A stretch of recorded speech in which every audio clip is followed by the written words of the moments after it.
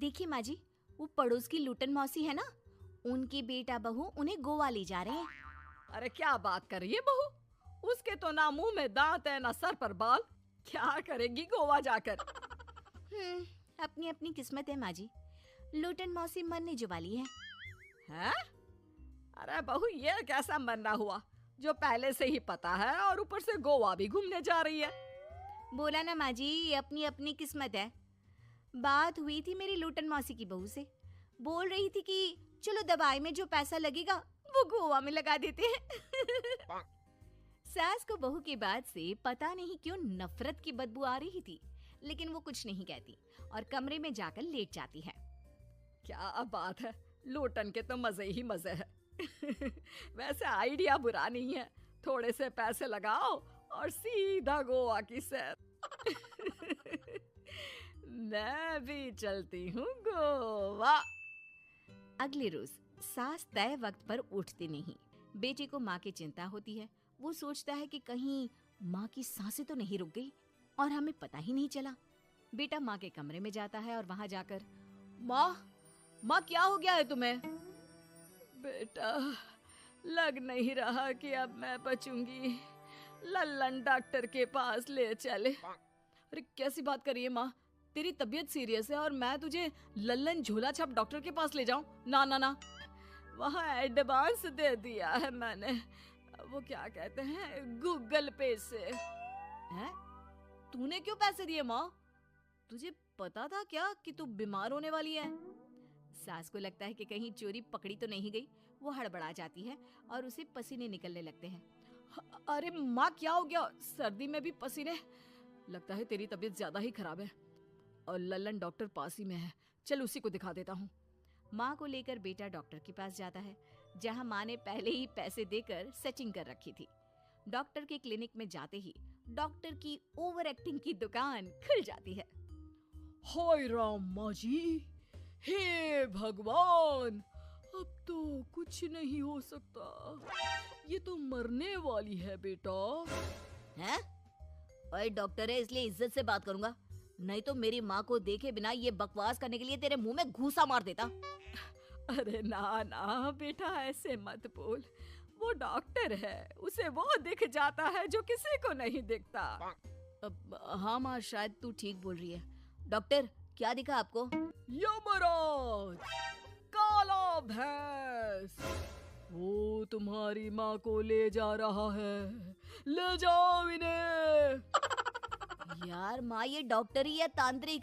क्या क्या बोला जा रहा है?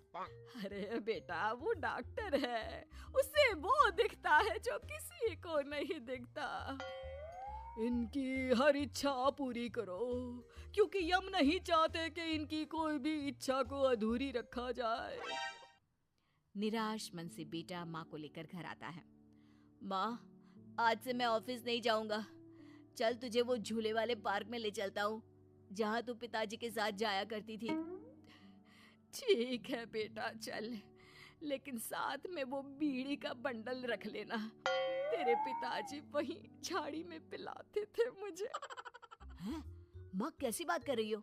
वैसे भी जीवन के 4 दिन बचे हैं और तुम। अरे देख बेटा, ना पिलानी तो ना पिला, लेकिन सुना ना तूने डॉक्टर ने क्या कहा कि मेरी कोई इच्छा खाली नहीं रहनी चाहिए। अरे वैसे बेटा, 4 दिन की जिंदगी है, न जाने कब मौत आ जाए। माँ के मुंह से मौत का नाम सुनकर बेटा गंभीर हो जाता है। उसकी आंखें लाल हो जाती है। वो माँ का हाथ पकड़ लेता है। माँ को भी लगता है कि उसकी मौज मस्ती कहीं बेटे को डिप्रेशन में ना डाल दे। देख, लल्लन का फोन आया था, बोल रहा था कि हो सकता है मौत ना भी आए, पर इच्छा पूरी करके रख दे। जब जाऊंगी तब तृप्त होकर जाऊंगी, क्यों? रात को जब सास सोने जाती है तो, माँ जी मैं आपके पैर दबा देती हूँ, आज आप डॉक्टर के पास गई थी, थक गई होंगी ना। बहू का प्यार देखकर सास को हैरानी होती है।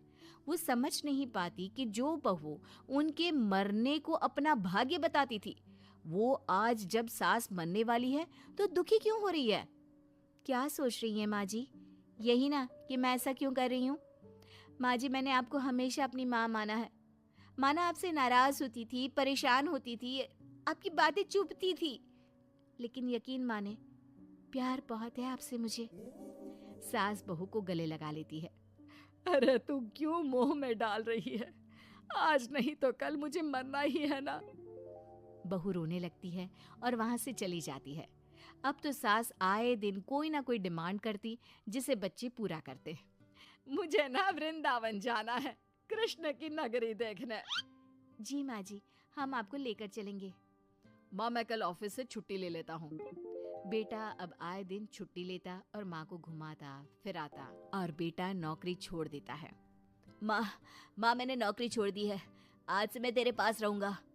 माँ जी, मैंने भी बच्चों का नाम स्कूल से कटवा दिया है। अब हम सब आपके पास ही रहेंगे और आपकी सारी इच्छा पूरी करेंगे। अब सास को लगता है ये तो कुछ ज्यादा ही हो गया। अरे बेटा, नौकरी नहीं करेगा तो खाएगा क्या? बच्चे स्कूल नहीं जाएंगे तो साल बर्बाद हो जाएगा। वो समझ नहीं पाती कि क्या करे, कैसे ये ड्रामा खत्म करे।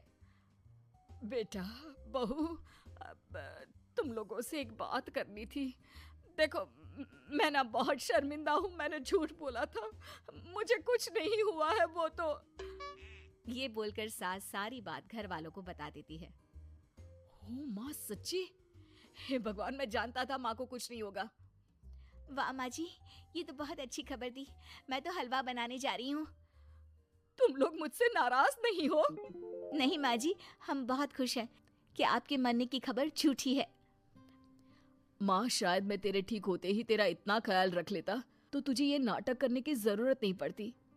माँ जी, आप हम लोगों को माफ कर दीजिए।